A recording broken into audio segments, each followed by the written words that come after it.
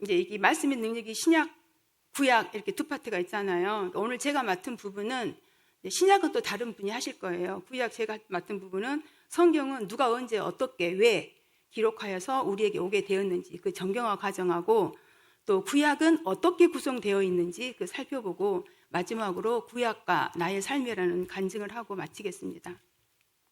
지난주에 목사님께서 말씀하셨던 그럼 성경 공부는 어떻게 할 것인가 이런 구체적인 실천 부분은 신약 하신 분이 함께 해주실 것입니다. 여러분 그 강의안을 보면 그럼 성경의 저자는 누구실까요? 하나님이시죠. 네, 감사합니다. 성경은 사람의 언어로 된 하나님의 말씀으로 하나님이 온 저자이십니다. 디모데후서 3장 16절을 함께 읽겠습니다. 시작. 하나님의 감동으로 된 것으로 교훈과 책망과 바르게 함과 의로 교육하기에 유익하니. 여기서 하나님의 감동이라는 말은 하나님이 숨결을 불어넣다, 하나님의 호흡으로 되어 있다 이런 말씀입니다. 그러니까 사람의 언어로 기록되었지만 말씀 한마디 한마디가 하나님의 생명으로 가득 차 있다는 것입니다. 그러니까 단순한 문자가 아니라 살아있는 하나님의 영이 담겨있는, 그래서 성경은 하나님이 온 저자임을 성경이 증거하고 있는 것입니다. 출애굽기 34장 27절에도 여호와께서 모세에게 이르시되 너는 이 말들을 기록하라 하셨습니다. 그러니까 구약 구석구석에 여호와께서 에레미야에게 임하여 이르시되 여호와께서 말씀하시니라 이런 표현들로 가득 차 있는데 이것이 곧 하나님이 온 저자라는 증거입니다. 우리가 보통 기도하면서도 그렇고 찬양하면서 하나님 사랑합니다 이런 고백들을 하잖아요. 기도할 때도. 근데 하나님 사랑합니다 이 말은 곧 하나님 나는 성경을 사랑합니다 이 말과 같다는 것입니다. 왜냐하면 성경이 곧 하나님이시기 때문입니다. 예전에 몇 년 전에 목사님께서 저희 전도팀을 예심 전도 훈련을 보냈는데 거기 오신 강사 목사님 항상 성경책을 이렇게 들고 이렇게 쳐드시는 거예요. 그리고 봉독하기 전에 하나님을 배우겠습니다 하고 봉독을 하시더라고요. 되게 좀 인상적이었고 정말 저 목사님은 이 성경 자체를 하나님의 호흡으로 하나님의 숨결로 쓰여졌기 때문에 하나님으로 지금 말씀을 본다는 말씀이구나 이런 은혜를 받았었습니다. 그럼 이 성경은 언제 기록되었을까요?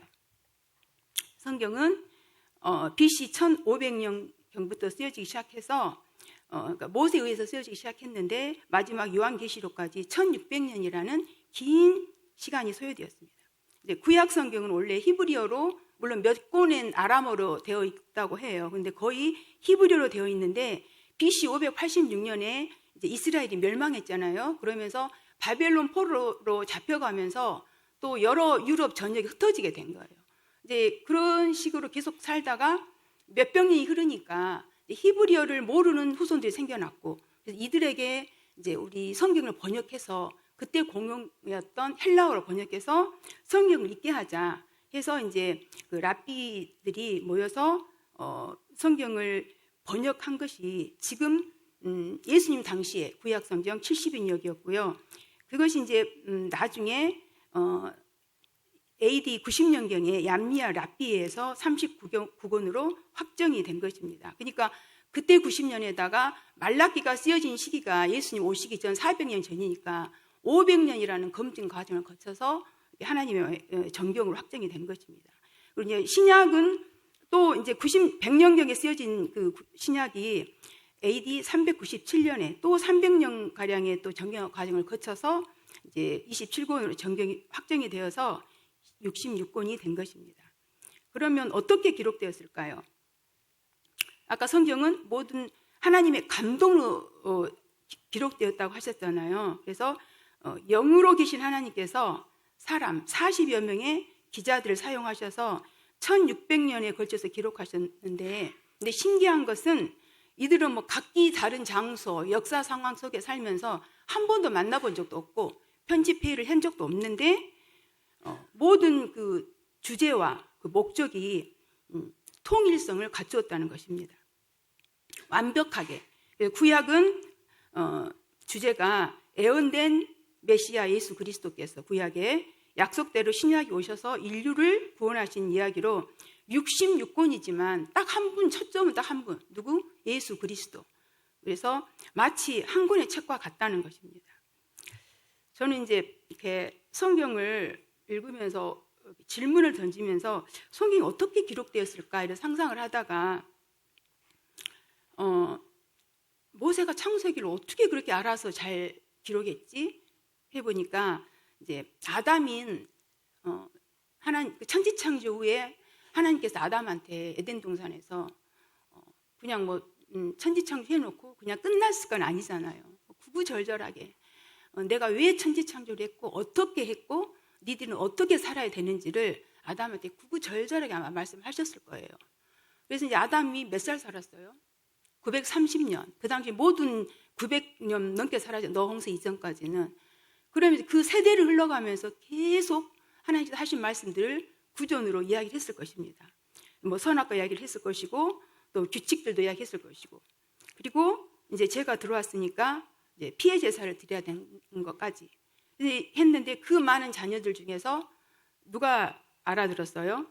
제일 아담이 하는 말 새겨들은 아들이 누구였죠?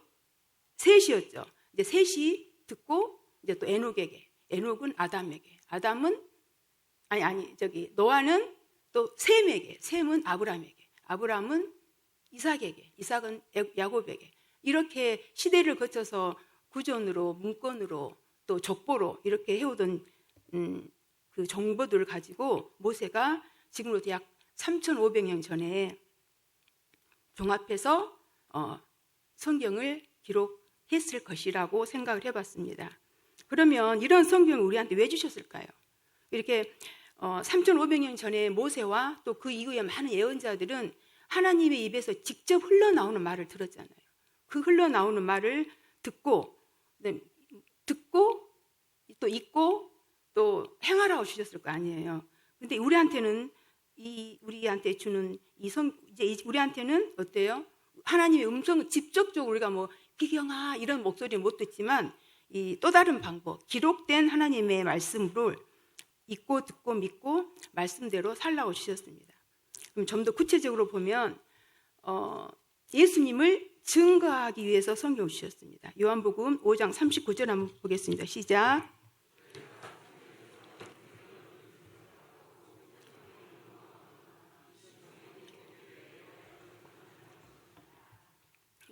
이거는 이 말씀은 예수님이 직접 지금 유대 그 지도자들하고 나눈 말씀인데 이때 예수님 말씀한 이 성경은 신약일까요? 구약일까요? 예수님 당시에는 아직 신약이 쓰여지지 않았을 시대예요. 예수님이 지금 구약을 가지고 말씀하고 있는 것입니다. 그 유대 지도자들한테 너네들이 찾고 있는 그 영생, 그 구원 줄 사람 바로 나야. 성경은 나에 대해서 증거하고 있어. 구약은 이렇게 말씀하셨는데 그럼 구약에서 예수님을 어떻게 예언하셨을까요? 예수님 오시기 전에 약 700년 전에 이사야와 미가는 예수님에 대해서 이렇게 예언했습니다. 이사야 7장 14절 한번 읽어보겠습니다. 시작. 보라, 처녀가 잉태하여 아들을 낳을 것이요 그의 이름을 임마누엘이라 하리라. 미가서 5장 2절 시작. 베들레헴 에브라다야, 너는 유다 족속 중에 작을지라도 이스라엘을 다스릴 자가 내게로 나올 것이라. 그의 근본은 상고의 영혼에 있느니라. 이 외에도 창세기 1장부터 구약성경 구석구석에 장차 오실 예수님에 대한 애언과 상징으로 가득 차 있습니다. 여러분들이 눈을 열어서 꼭 영의 눈을 열어서 열심히 찾아보시기 바랍니다. 그 다음에 두 번째, 영생이 있음을 알려주기 위해서 성경을 주셨습니다. 요한일서 5장 13절 읽어보겠습니다. 시작. 내가 하나님의 아들의 이름을 믿는 너희에게 이것을 쓰는 것은 너희로 하여금 너희에게 영생이 있음을 알게 하려 함이라. 성경을 읽기만 해도 누구나 영생이 있다는 것, 있음을 알게 된다는 것입니다. 그다음 세 번째, 영혼의 양식으로 주셨습니다. 시작. 신명기 8장 3절 이하에 보면 사람이 떡으로만 사는 것이 아니요 여호와 입에서 나오는 모든 말씀으로 사는 줄을 내가 알게 하려 하심이니라 하셨어요. 우리가 육신은 밥을 먹어야 살 수 있잖아요. 우리 영은 영이신 하나님의 말씀을 먹어야만 살 수 있다는 것입니다. 우리가 어제 부표를 아무리 배부르게 먹어도 오늘 밥을 먹지 않으면 오늘 힘을 쓸 수 없는 것처럼, 우리가 나는 예전에 성경 몇십 도 했어요, 공부를 얼마나 했어, 이것도 물론 중요하지만 오늘 내가 영의 양식을 먹지 않는다면 영적인 힘을 오늘 발휘할 수 없다는 것입니다. 몇 주 전에 토요일 날 이제 저희 남편이 퇴근할 때 됐는데 안 오고 전화가 왔더라고요. 근데 목소리가 힘이 완전 빠져서 제가 가슴이 철렁했어요. 그래서 무슨 일 났구나. 근데 이제 사고가 났는데 에어백이 다 터졌고 차 시동도 안 걸린다 그렇더라고요. 그래서 다친 사람 없냐 그랬더니 다행히 혼자 가다 돌에 박아서 사람은 아무렇지도 않고 본인도 아무렇지도 않다. 그래서 이제 그럼 다행이다 안심하고 이제 사고 현장에 가겠다 하고 이제 전화를 끊는 순간 생각 드는 게, 제가 아침에 새벽기도 갔다 오면 루틴이 있는데 이제 학가도도 다시 하고 암송도 하고 성경도 읽고 그리고 이제 큐티도 하고 그러는데, 이제 토요일이라서 제가 큐티를 안 하고 미뤄두고 있는 생각이 나서 얼른 큐티 책을 들었습니다. 그날 본문 말씀이 에레미야 27장 메어야 할 멍에였습니다. 에레미야가 왕과 백성들에게 바벨론 왕의 멍에를 메어야 살 수 있다고 경고하는 말씀이었습니다. 딱 말씀을 보는 순간 오늘 하나님께서 나에게도 메어야 할 멍에가 있다고 말씀하시는구나, 그런 생각이 들었습니다. 저희 남편이 되게 착하고 순하고 그러는데 운전대만 잡으면 헐크가 되는 거예요. 그래서 아마 레커차 포함 1년에 한 번은 아마 사고가 나는 것 같아요. 작은 큰 사고는 안 나는데 이렇게 긁히고 접촉사고들이. 그래서 또 그것만 그런 게 아니라 되게 좀 부주의해가지고 신호 위반, 또 과속, 주차 위반 하다 보니 하이패스 무사 통과 이런 게 날라오는 거예요. 제가 잔소리를 하겠어요, 안 하겠어요? 잔소리를 좀 많이 했는데 그날 또 7절에 뭐라고 하시냐면, 그 땅에 기한이 차기까지 남편의 실수들은 내가 잘 메고 가야 할 내 멍에라고 말씀하시고, 또 5절에는 그것이 하나님께 옳게 여기심을 받는 일이라고 이렇게 조명을 쏘아서 이렇게 하셨습니다. 그래서 결론은 잔소리하지 말고 너무 속상해하지도 말라고 하시면서 미리 제 목에 하나님께서 멍에를 메어주셨습니다. 그래서 이제 생각하니까 남편이 운전면허증을 반납해야 되는 80세까지는 그 부주의한 남편을 그냥 매도 안 되고 줄로 잘 메어서 제가 제 목에 메고 가고 또 순종해야 할 저의 질서라는 게 인정이 되시면서 마음이 좀 평안해지더라고요. 그래서 이제 주여 그래서 결국 구입한 지 1년도 안 된 이제 차를 폐차하는 되었지만 이제 입은 다무는 적용을 했고 대신에 제 몸이 좀 아프더라고요. 수양이 될 때서. 이렇게 저에게 예고 없이 일어난 사건들 앞에서 말씀은 잘 씹어먹고 가장 평안한 적용을 하게 하는 저의 삶의 지침서입니다. 네 번째, 이 영의 양식을 잘 먹고 가면 하나님께서 우리를 온전케 하기 위해서 성경을 주셨다고 합니다. 자, 디모데후서 3장 17절 함께 읽어보겠습니다. 시작. 이는 하나님의 사람으로 온전하게 하며 모든 선한 일을 행할 능력을 갖추게 하려 함이라. 그 베드로후서 1장 4절은 신성한 성품에 참여하는 자가 되게 하신다고 말씀하십니다.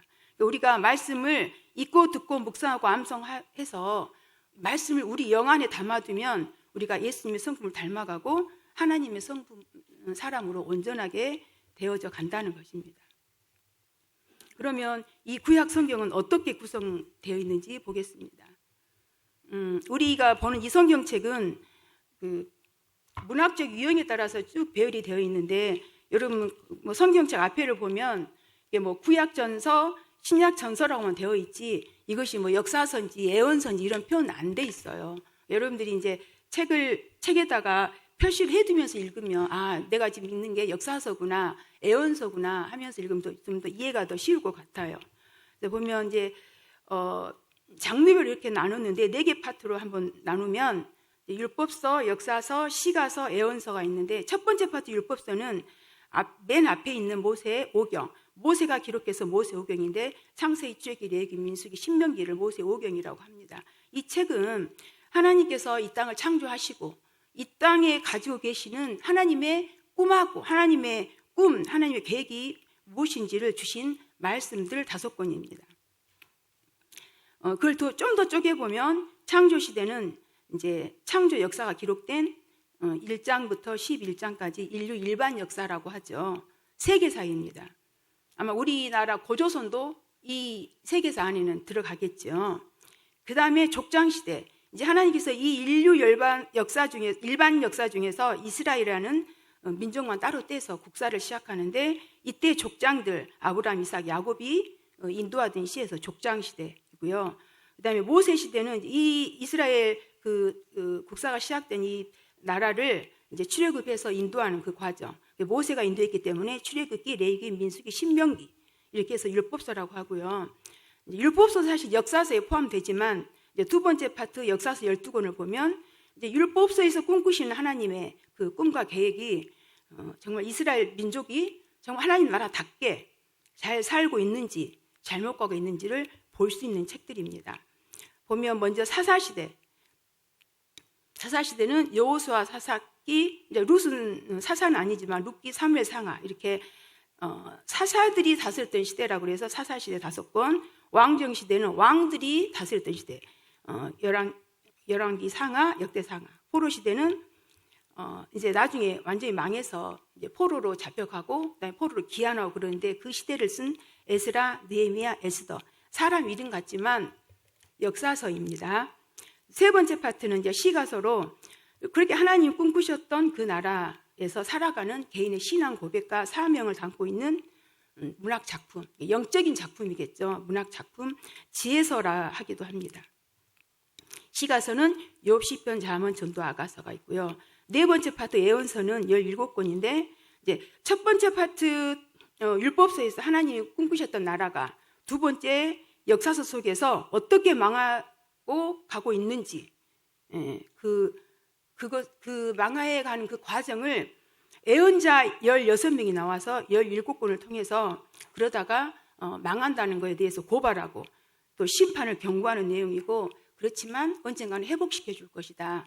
이런 그 미래에 대한 희망을 선포하는 내용이 예언서 17권입니다. 그러니까 예언서는 그러니까 왕정 시대하고 포로 시대에만 쓰여졌겠죠. 그다음 이제 근데 이 예언서 우리 성경책에는 배열이 앞에 분량이 많은 대예언자들이 예언한 것은 이사야, 예레미야, 예가, 에스겔, 다니엘 앞부분에 배치를 했고 나머지 12권은 호세아, 요엘, 아모스, 요바다, 요나, 미가, 나홈, 하박국, 스바냐, 학개, 스가랴, 말라기 12권은 뒤에 배치가 되어 있습니다. 제가 이렇게 구약 성경을 이제 오늘 강의하려고 하니까 생각나는 사람이 있더라고요. 제가 옛날에 전도한 사람 중에 성경은 창세기 1장부터 마음에 안 든다는 거예요. 도대체 그게 말이 되냐? 천지창조는 뭐며 또 선악과는 또 뭐며 나무를 만들지를 말든가 이러면서 이제 저를 힘들게 했던 분이 자기는 빅뱅으로 지구가 탄생했다고 믿던 사람이었어요. 그분이 지금 장기준 장로가 되었습니다. 그래도 막 지인아론이 맞다고 대들어서 한참 또 논쟁을 많이 했던 아들은 장성해서 집사가 되었습니다. 네, 제가 이렇게 몇몇 분들하고 이야기를 해보면 여기 계신 분들 가운데도 저희 가족 같은 분들이 있다는 생각이 들었습니다. 근데 이제 그 방대한 창조론을 뭐 따로 물론 공부를 해야 되잖아요. 해주시면 좋을 것 같아요. 이제 그렇지만 그 창조를 다 모르더라도 우리가 성경만 잘 읽어도 깨달아지는 부분이 있어서 이 시간에는 성경을 이제 역사순별로 한번 재배열을 해보았습니다. 우리가 그 드라마 여러분 폭삭 망의 수다를 보더라도 1회, 2회, 3회 이렇게 봐야지 재밌잖아요. 그리고 또 보고 싶고 그런 것처럼 성경책도 그 역사 역사적인 이야기이기 때문에 차근차근 순서대로 보면 재밌어가지고 어떻게 됐지? 이렇게 망했나? 이 왕은 망했나? 안 망했나? 보고 싶을 것 같아요. 그래서 근데 이제 이 주어진 시간이 되게 지금 저한테 작게 주어졌잖아요. 이거를 막 디테일하게 책 한 권을 다 쪼개버리면 시간이 너무 많이 걸려서 시간의 흐름을 좀 느낄 수 있지만 좀 책 한 권을 가능하면 읽을 수 있도록 한번 재배열을 해보았습니다.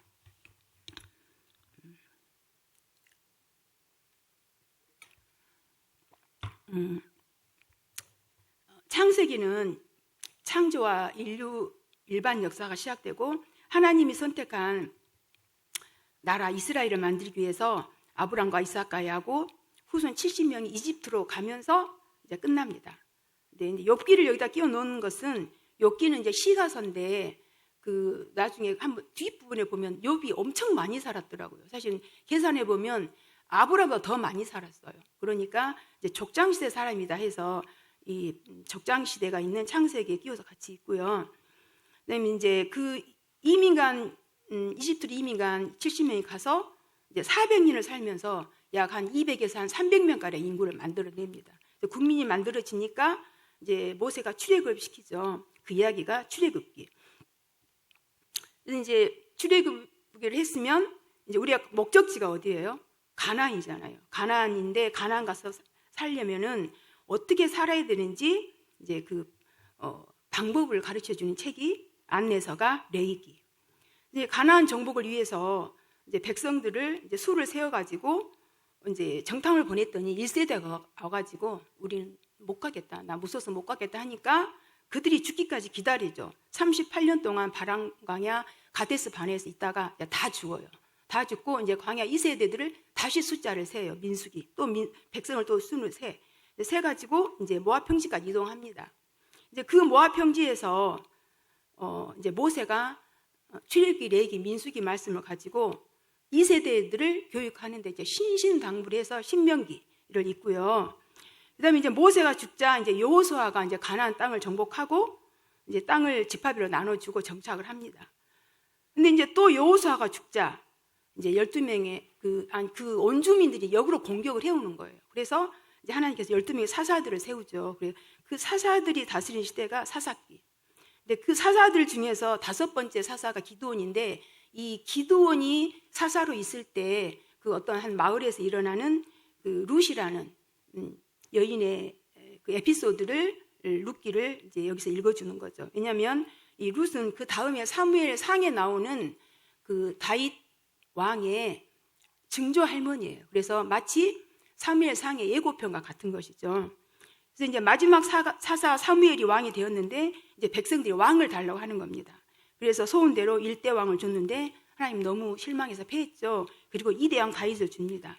그러니까 책 이름은 사무엘이지만 사실은 이제 상에 물론 사울이 나오지만 상에서부터 다윗이 나오고 또 상에서 다윗이 왕이 되고 이제 하는 전체가 다 사무엘 이야기. 사무엘이 통일 이스라엘을 이루어서 정말 하나님 마음에 쏙 들게 통치한 이야기가 사무엘 하입니다.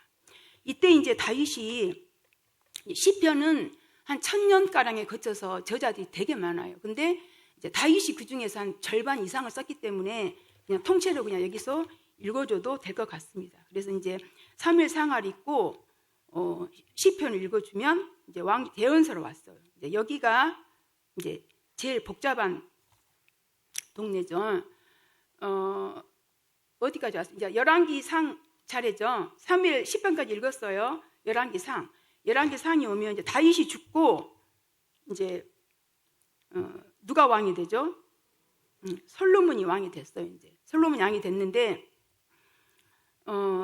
솔로몬이 처음에 통치를 잘하다가 이제 나중에 배교를 하죠. 그래서 배교를 하고 좀 조짐이 좋지는 않잖아요. 배교를 했으니까. 근데 솔로몬이 11장에서 이제 죽어요. 죽고 여기 잠언 전도 아가서를 읽어준 이유는 이제 다른 저자도 있지만 대부분 솔로몬이 잠언 전도 아가서 썼기 때문에 이 부분을 읽어주고 열왕기 상 12장부터는 이제 솔로몬의 아들 르호보암이 등장을 하는데 아까 아버지가 배교한 그 뒤끝이라서 이제 그 솔로몬의 신하 여로보암이 10지파를 가지고 말하자면 쿠데타를 일으킨 거죠. 10지파를 다스리고 이제 솔로몬의 아들 르호보암은 2지파를 가지고 남유다를 다스리고 이렇게 완전히 남북이 나눠진 거죠. 이제 여러분 그 가로 안에 있잖아요. 오바댜도 나오는 이걸 왜 이제 가로는 다 지금 뭐예요? 예언서. 가로는 뭐라고요? 예언서. 구약 시험이 나와요. 가로는 예언서인데 이제 왜 예언서가 이 성경하고 상관없이 이제 역사서 배우를 하자면 완전히 뒤죽박죽 있더라고요. 그러니까 뭐냐면 성경에 에레미야나 예가나 이런 다음에 에스겔 다니엘 이거는 이제 이미 지금 망해가지고 막 망했다고 울고 있는 애가 그다음에 이미 망해서 포로로 잡혀가 있는 에스겔 다니엘인데 망한 이야기를 앞에 읽고 나중에 뒤에 갔더니 니네들 그러다 곤망한다도 예언서가 나오는 거예요. 그래서 이제 망한다고 한 거를 앞으로 이제 끼워서 넣어서 읽자고 해서 그러니까 그 왕이 다스렸던 그 시대에 예언했던 선지자를 이 열왕기 상하에 넣어주자. 하부터죠. 하에 넣어주자 해서 예언서에 가로를 해놨습니다. 그래서 이제 열왕기 상에 와서 르호보암 그다음에 여로보암이 나눠졌는데 본격적으로 15장이 오니까 열왕기상 15장이 오니까 누가 나타나냐면 16장이 오니까 그 유명한 아합 왕이 나타납니다. 그래서 이 사람이 뭐예요? 바알과 아세라를 북이스라엘뿐만 아니라 남유다까지 영향을 미쳤던 그 왕 때문에 이제 날이 갈수록 하나님의 꿈이었던 이 나라가 멸망의 길로만 갈 때 이제 열왕기하 8장에 누가 나타나요? 첫 번째 예언자. 8장에 누가 나와요? 예언자? 오바댜가 이제 첫 번째 예언을 하기 시작합니다. 이제 열왕기하 9장에서 14장을 읽고 나면 이제 요엘, 호세아, 아모스, 요나를 읽어주고요. 이제 이렇게 이제 계속 읽다 보면 열왕기 하부터는 이제 완전히 이제 멸망길 곧 망해요. 이제 곧 망해. 그래서 이제 열왕기 하부터 곧 망하다가 진짜로 예언대로 BC 721년에 북이스라엘은 아수리에 망하고 그보다 150년 뒤에 BC 586년에는 바벨론의 남유다가 망하고 말았습니다. 근데 이때 이제 이게 지금 이 예루살렘에서는 망한 이야기를 하고 있는데 이제 다니엘하고 에스겔은 이미 지금 포로로 잡혀가 있어요. 바벨론에. 그래서 이제 그 다음에 이제 다니엘 우리 성경에는 에스겔 먼저 나오지만 포로는 다니엘이 먼저 갔기 때문에 다니엘 먼저 읽어주고 에스겔 읽어주고 그리고 이제 망한 걸 끝나지 않고 예언서에는 뭐가 있다 그랬죠? 망한 걸 끝나지 않잖아요. 뭐가 있어요? 하나님이 회복 미래가 있다고 하셨잖아요. 회복을. 그래서 이제 진짜 하나님께서 또 많은 예언자들을 통해서 특별히 에레미야를 통해서 70년 만에 회복될 것이라는 그 예언대로 진짜 회복이 되어서 이제 다시 귀환하기 시작합니다. 그때 이제 귀환한 백성 중에 에스라라는 유명한 마치 모세와 같은 학자가 있었어요. 그 에스라가 쓴 책이 역대상하인데 역대상하는 예수님 오실 족보로만 다윗 계열의 족보로만 쭉 정리를 하는데 어디서부터 시작하냐면 창세기죠. 아담부터 시작을 해요. 아담부터 쭉 시작하면서 비록 우리가 이렇게 멸망해서 바벨론의 포로로 갔지만 우리가 예산 민족이 아니다. 하나님께서 탈탈 털어서 선택한 우린 선민이다. 이런 정체성을 심어주려고 이제 그 족보 교육을, 그러니까 교과서죠. 이스라엘 그 국민들한테 정체성을 심어주기 위한 교육을 시킨 것이 역대 상하입니다. 그리고 이제 포로 귀환해서 있었던 역사를 다시 정리한 게 에스라서여서 같이 이렇게 이제 포로 귀환 이후의 역사. 그다음에 에스라가 한참 이렇게 공부시키고 있을 때 학개스가라는 옆에서 또 성전을 완공을 도와요. 그래서 함께 읽어주고요. 에스더는 에스라하고 동일 시대에 있지만 에스라는 지금 이제 예루살렘 돌아왔고 에스더는 아직도 이제 바벨론이 나중에는 또 페르사에도 망해요 또. 그래서 이제 지금은 이제 바벨론도 멸망하고 그 땅이 지금 누가 지배하냐면 바사가 지배하고 있는데 에스더가 지금 바사에 있어요. 근데 그 나라의 페르시아의 왕비가 된 거예요. 그때 이제 그 민족의 위기에 처했을 때 그 민족을 구한 이야기여서 에스라랑 같이 이렇게 에스더를 읽어주면 이제 뭐가 남죠? 잘 따라오고 있어요. 에스라 읽으면 뭐 남았어요, 이제? 느헤미야. 이제 마지막 3차로 이제 귀환을 한 마지막 막차 타고 온 귀환 그 백성 중에 느헤미야가 있었어요. 느헤미야도 와서 에스라랑 같이 도와서 이제 민족 재건을 돕죠. 그다음에 이제 마지막 느헤미야는 뭐라 그랬죠? 역사서예요. 가로 없는 것은 역사서. 가로는 뭐? 예언서. 이제 마지막 말라기는 뭐예요? 네, 마지막 예언서. 이제 이렇게 에스라가 공부를 그렇게 시켜놨건만 또 100년이 지나니까 또다시 우상숭배에 빠지고 또다시 하나님을 떠난 거예요, 이스라엘이. 그래서 말라기가 이제 하나님께서 문을 닫으실 것이다. 그리고 이제 언젠가 엘리야와 같은 선지자를 보내주실 것이다. 이제 그러면서 구약은 예수님 오시기 400년 전에 문을 닫습니다. 이렇게 해서 구약 39권 다 읽었습니다.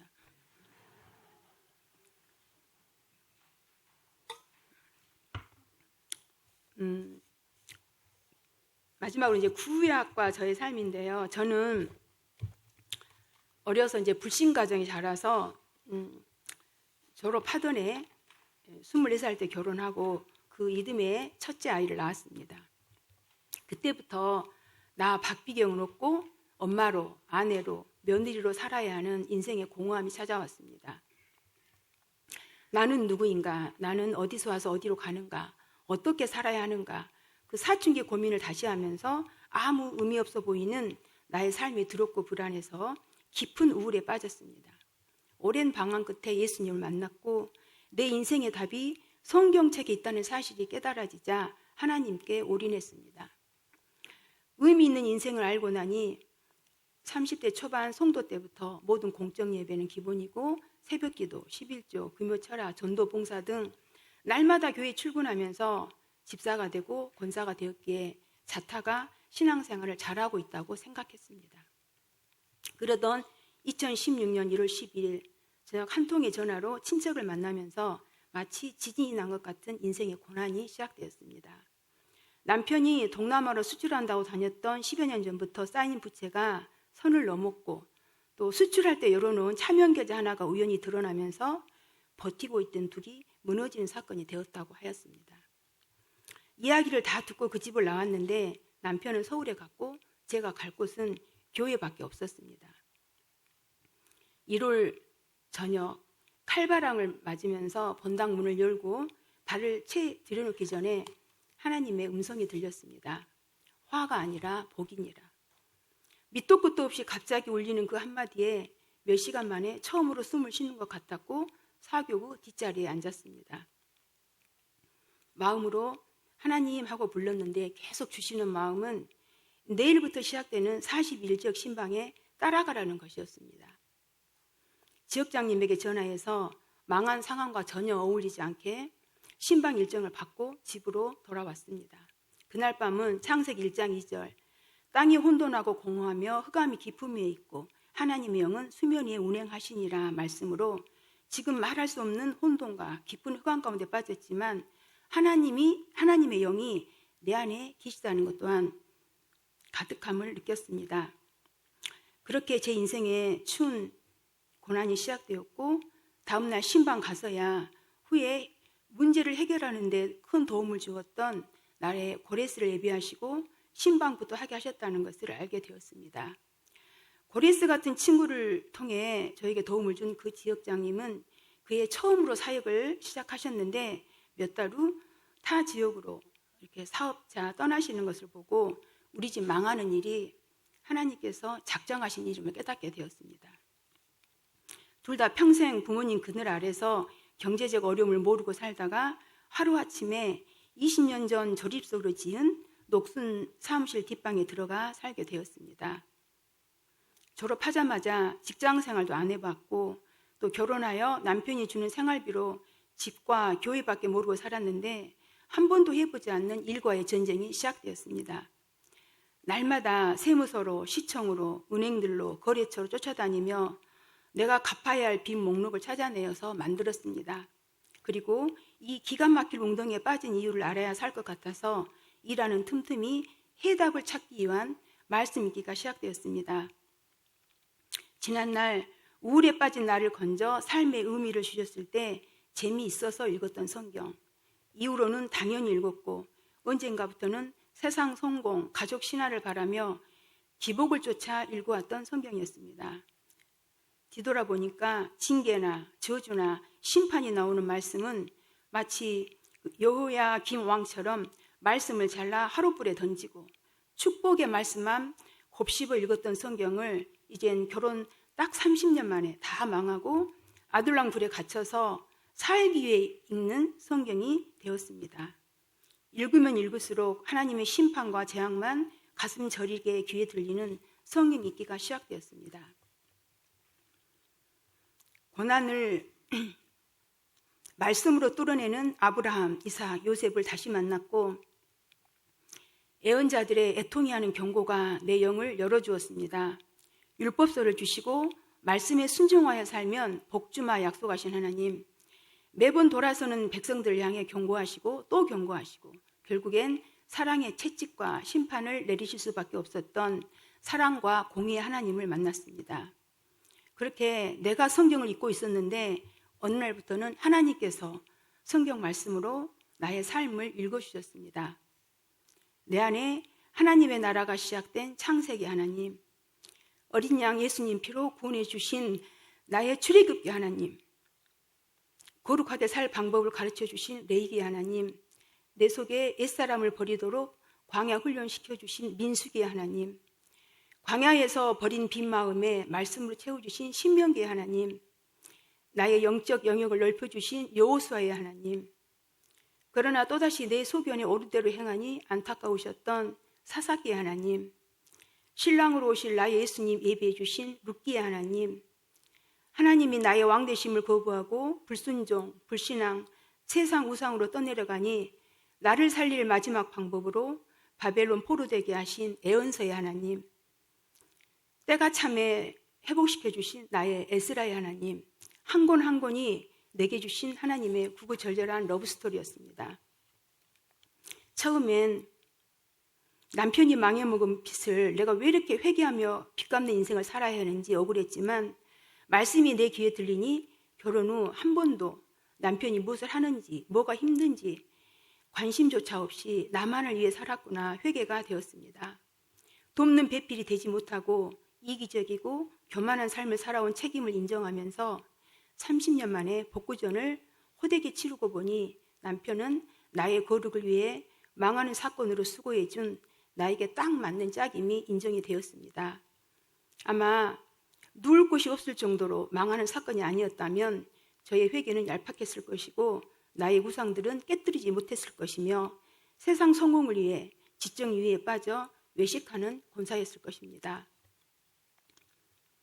무엇보다 그 당시 저의 영적 상태는 매일 교회에 나와서 전도하고 봉사하던 기쁨이 사라져갔고 좀 더 폭넓은 지식을 쌓아서 나도 살고 남도 살릴 약재료를 세상에서 찾으며 교회에서는 여전히 권사로 교구장으로 잘하고 있다고 착각하던 때였습니다. 그렇게 나도 속고 남도 속였지만 속지 않으시는 하나님께서는 나의 신앙의 본질이 하나님을 위한 헌신이 아니라 나를 위한 하나님께 산당 예배를 드리고 있었음을 깨닫게 하셨습니다. 어느 날 위 목사님께서 밖으로만 돌며 즐거워하는 저의 영적 상태를 진단하셨는지 세상을 사랑하여 세상으로 간 대마가 되면 안 되죠. 이렇게 인자한 미소와 함께 권면해 주셨지만 하나님께서 나의 영역을 넓혀주시는 것이라고 마음속으로 우기며 인정하지 않았던 때였습니다. 예레미야 26장 13절, 그런즉 너희는 너희 길과 행위를 고치고 너희 하나님 여호와의 목소리를 청종하라. 그리하면 여호와께서 너희에게 선언하신 재앙에 대하여 뜻을 돌이키리라. 이렇게 말씀하셨는데 내 생각이 너무 높아서 기어이 대마의 자리까지 가고 만 것입니다. 그렇게 하나님의 관역에 빗나간 삶을 살고 있을 때 고난이 찾아왔고 저는 마땅히 일어날 일이 일어났다고 해석이 되었습니다. 100% 오르신 하나님께서 나를 보호하시는 최고의 환경으로 허락하신 바벨론 포로 생활은 포로답게 먹지도 자지도 못하고 일하면서 죽을 만큼 힘들었고 날마다 울었고 날마다 더 깊은 말씀으로 살아났습니다. 포로의 때가 마땅하다고 인정하며 가던 어느 날 새벽, 하나님께서 소망의 말씀으로 새벽잠을 깨우셨습니다. 예레미야 29장 11절, 너희를 향한 나의 생각을 내가 하나니 평안이요 재앙이 아니니라. 너희에게 미래와 희망을 주는 것이니라. 거룩함을 잃어버리고 죄의 길로 가는 저에게 미래와 희망을 주시려고 내 인생에 포로 시대가 필요했다고 말씀하셨습니다. 가혹한 매를 때리시며 더 아파하시는 하나님 아버지의 마음이 느껴져 내가 힘들 때보다 그때는 더 많이 가슴 아픈 감사의 눈물이 나왔습니다. 그렇다면 아브라함은 25년, 야곱은 20년, 요셉은 13년, 다윗은 10년인데 나의 고난은 몇 년입니까? 이렇게 물으며 여전한 방식으로 성경을 읽던 그날은 욥기를 읽고 있었습니다. 욥의 고난, 친구들과의 대화도 담담히 읽었는데 38장이 와서 갑자기 가슴 깊은 곳에서부터 본물 하나가 터져 나왔고 주체 못할 눈물이 되었습니다. 내가 땅에 기초를 놓을 때 내가 어디 있었느냐? 바다의 샘에 네가 들어갔었느냐? 우박창고를 네가 보았느냐? 구름의 수를 네가 세겠느냐? 하늘의 계류를 네가 아느냐? 주었느냐? 보았느냐? 아느냐? 38장, 39장, 40장, 41장까지 우레와 같은 음성으로 무지한 내게 계속 대답하라 하시는데 정말 손으로 입을 가리고 하염없이 눈물만 흘릴 뿐이었습니다. 눈물이 통곡이 되었고 절제가 안 되었습니다. 천지와 우주 만물을 창조하시고 주관하시는 전지전능하신 하나님, 하늘보다 높고 바다보다 깊은 하나님 앞에 내가 얼마나 미약한 존재인지, 그 위대하신 하나님 앞에 내 죄가 고난보다 훨씬 더 크다는 것을 알았고 티끌보다 못한 나의 고난은 아무것도 아님을 깨달았습니다. 이제 더 이상 내가 언제 포로에서 회복될지는 하나도 중요하지가 않았습니다. 그냥 이 별궁에서 살다가 천국 가도 괜찮습니다라는 고백이 절로 나왔습니다. 첫날 그렇게 그 크신 하나님 앞에서 몇 시간을 울었고 몇 주인지 몇 달인지 그날의 하나님을 생각하면 눈물이 나왔습니다. 8년이 지난 지금도 욥기 이 부분을 읽을 때면 하나님의 크고 위대하심 앞에 압도당하며 심장이 떨립니다. 귀로만 듣던 하나님을 눈으로 본 증거였습니다. 이후부터는 잠자는 것도 또 욕실 사용하는 것도 무섭고 힘들었던 포로 생활이 여호와는 나의 목자시니 내게 부족함이 없으리로다 노래하며 하나님 구하시는 장막이 되었습니다. 하나님 말씀 붙들고 쇠키나 영광의 임재 아래에서 하나님의 보살핌을 받는 피난처가 되었습니다.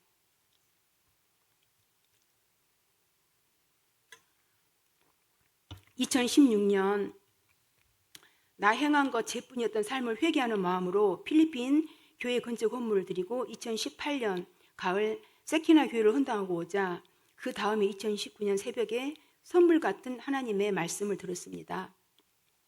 내 생각에 이 골방에서 나갈 시점은 부채가 해결되면이라고 생각했는데 하나님의 뜻은 요단강에 발을 담그면 물을 갈라지게 해주신다는 것을 그때는 몰랐습니다.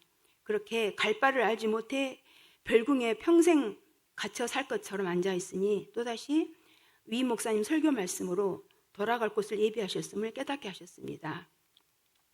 2019년 1월 8일 새벽 창세기 28장 야곱이 꿈을 꾸었던 베델의 말씀으로 한 곳, 거기서, 그곳, 거기를 반복하여 지시하시며 땅을 주리라는 위 목사님의 설교 말씀이 나팔소리처럼 들리며 땅을 사고 집을 지으라는 마음을 감동으로 받았습니다. 죽을 때까지 빚만 갚다가 가야 하는 인생인 줄 알았는데 하나님께서 그 때를 3년으로 탕감해 주셔서 통장에는 집 지을 돈도 없었는데 계약부터 하였고 중도금과 마지막 안공까지 요단강에 갈라지는 재정으로 채워주셨습니다. 그 작은 집이 저에게는 나의 베델, 나의 하나님의 집이 되었습니다. 집을 지어 이사해놓고 그해 가을 필리핀 톤도 피팅 사회를 갔습니다. 쓰레기상과 온갖 오물이 흐르는 구석구석에 방을 만들어 사는 기막힌 모습을 보며 제 가운데 있을 때 나의 모습이 하나님 보시기에 영적 통도했겠구나 싶었습니다. 돌아와서 영적 통도에서 건져주신 하나님께 감사하며 드린 작은 예물이 예수님 향기 나는 아로마 교회에 되어 그곳에 영혼을 살리고 있다고 하니 모든 것이 하나님의 은혜입니다. 귀국 가신 선교사님들 위해서 머물 곳을 준비하신다는 목사님의 로뎀 쉼터 비전은 집 없이 나그네로 살았던 3년 동안 받은 사랑의 빚을 조금이나마 갚을 기회가 되니 이 또한 은혜였습니다.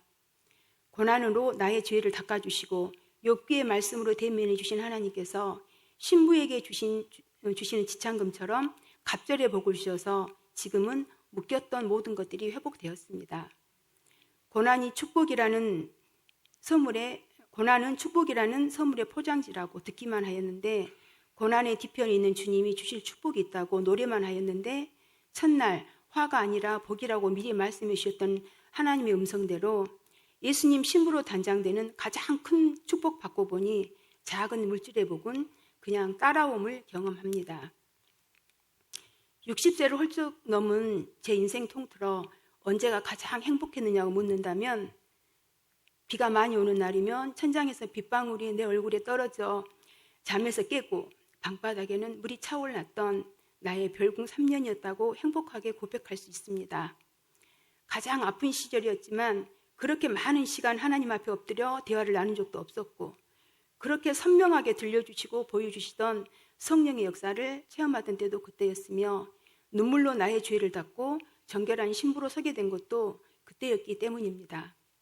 나의 고난은 권사다운 충성된 일꾼 되게 하시려고, 나도 살고 남도 살릴 약재료는 성소에서 나오는 물이 흘러 강에서 바다로 가는 것임을 가르쳐 주신 하나님의 특별 양육 시간이었습니다.